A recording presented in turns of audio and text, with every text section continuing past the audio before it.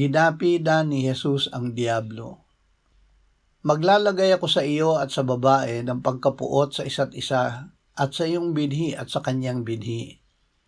Ito ang dudurog ng iyong ulo at ikaw ang dudurog ng kanyang sakong. Genesis 3:15.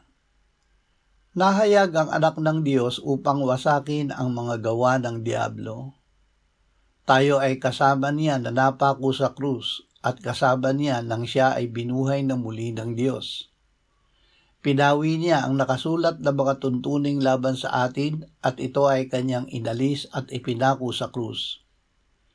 Inalisan niya ng sandata ang mga pinuno at ang mga may kapangyarihan at sila'y ginawa niyang hayag sa madla na nagtagumpay sa kanila sa pamamagitan nito. Sa pamamagitan ng kamatayan ay pinuksan niya ang diablo at pinalaya tayong lahat na dahil sa takot sa kamatayan ay naging mga alipin.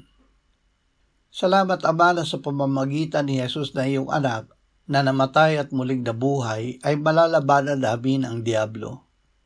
Gawin mo kaming lubos na mapagpakumbaba na nakasuko sa iyong anak, nagpapasailalim sa kanyang dugo, habang ipinapahayag namin na siya ang aming Panginoon at tagapagligtas. Amen.